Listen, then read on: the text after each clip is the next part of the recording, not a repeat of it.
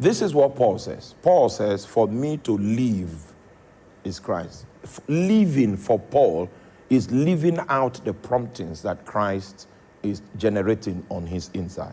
That's living for a Christian. For me to live is Christ. It's no longer I that liveth. It is Christ that liveth in me. That's the description of the Christian life. That means if you slap me and I respond in the flesh, what I did is that I denied Christ the opportunity to express how he will handle the situation. I responded like a fallen man. I responded like Adam. Are you there? So it means in that particular matter, I did not live out Christ. So anything that I expressed was an error. So when you slap me and I now calm down, then I try to find out what he's saying, and he's quiet, I also decide to be quiet. And anything that Satan wanted to achieve because of that slap died because I aligned with Christ. According to Apostle Paul, the cure for church life is the cross and Christ. Let me explain what the cross means, or bearing the cross. You see, you are quite a complex personality. You have the life of God in your spirit. You have human life in your soul. You have satanic life regulating your body. That's what we call sin, satanic life. It's the venom of the serpent that was released into Adam. It's governing the body. Takes advantage of your appetites, and it wants to use your appetites to master you, to control you, to manipulate you. So 3 lives: human life, satanic life, or the life of sin, and then divine life. So when something touches you, you get responses from 3 levels: divine life, human life, satanic life. Think about it. That means you're a very complex person. There are 3 possible responses that can come from you at every given time. You have the potential as a Christian. Meanwhile, this is not my lecture for the night. I'm just trying to summarize what each book that Paul wrote is. Then we arrive at 1st and 2nd Thessalonians, then I start teaching. Are you? When you are faced with a situation, your response can be at 3 levels. You can operate from your spirit. That means you operate the way God would have operated. You can operate from your soul. That means you operate the way man would have operated. You operate from your body. Your body becomes the organ that is the lead organ. You operate the way Satan would have operated. Can you see that? That's a complex situation. So if you are going to perpetually operate the way God wants you to operate, there is something called the cross. How many of you still remember the cross? You don't remember the cross? Let me give you an idea. If you were to be crucified now, sister, what's your name? Huh? Ozioma. All right. So if Ozioma were to be crucified now and a cross was placed on her back, maybe for the past 2 years, you've been looking for Hollandis, a particular type of Hollandis. And then they put that cross on her. She's going to Golgotha to be crucified. And then Digna now comes and says, the Hollandis, I found it. You see, she cannot desire the Hollandis again because she's already going to be crucified. Think about it. Huh? I say, hey, finally that house in Abuja has come out. But where is she going? She's bearing the cross. She can no longer desire the things that this world is throwing at her because of the weight of what? Oh, you are not answering. Okay. Now, as you are not answering, what we will do is that we will...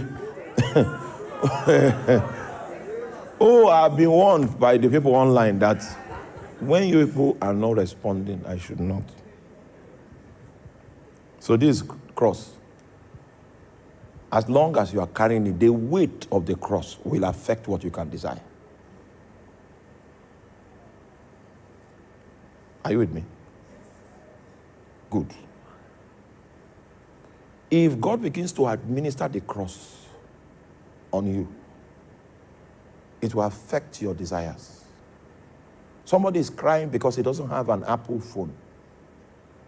If the weight of the cross comes upon you, you will see an Apple phone, you will trivialize it.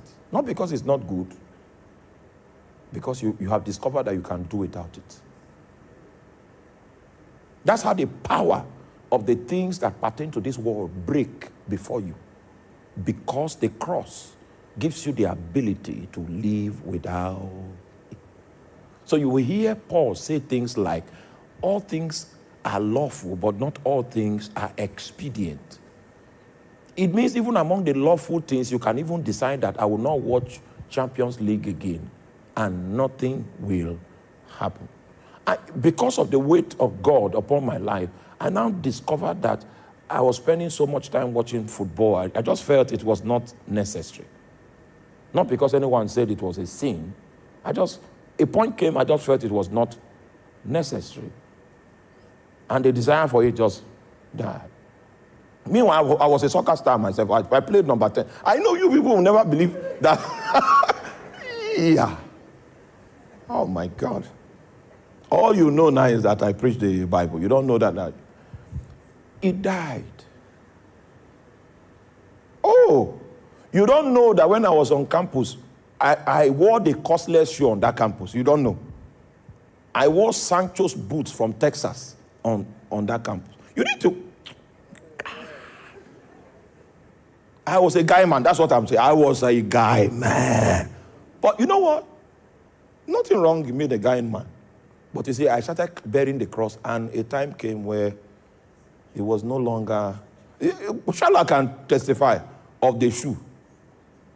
Like Sancho's boot from Texas, from here down. Jesus. But you see, the weight of the cross came and it affected my desires. So even though I like it, I could do without it. That's how the cross can make you do without women. It can make you do without a car, even though you have money to buy one.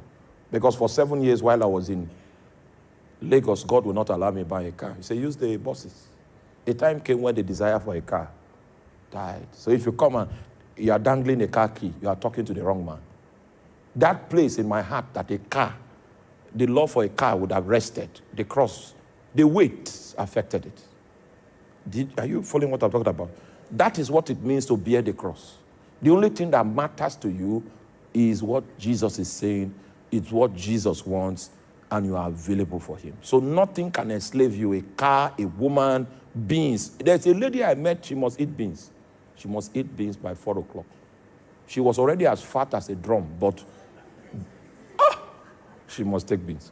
Now, beans can control her. If you want to poison her, put poison in beans. She will eat and die.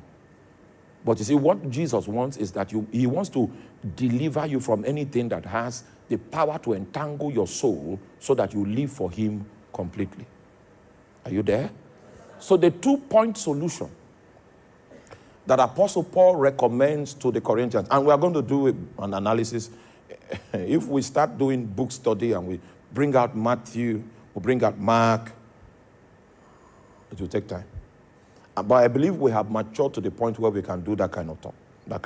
But the solution to all the possible ailments of church life is 1, the cross, and 2, Christ. That was the prescription that he gave to the Corinthian church. Because the Corinthian church was a gifted church. They were moving in the gifts of the Spirit. They could prophesy. But there was immorality on the rise. They were flowing with women. One even went and began to sleep with his father's wife. I was still moving in the Spirit. We could still prophesy. Don't say the Lord. But he will end up sleeping with his father's wife. So that was how the church was. It was very rowdy, very unspiritual, but highly gifted. And the prescription that Apostle Paul gives is Christ and what? His cross. So, when a situation presses me, the way I respond can be threefold. So what Paul is saying is that when the flesh is pressing and demanding for response at that level, cast that desire to the cross. When self is pressing for a response at that level, cast that desire to the cross. Paralyze it by the cross.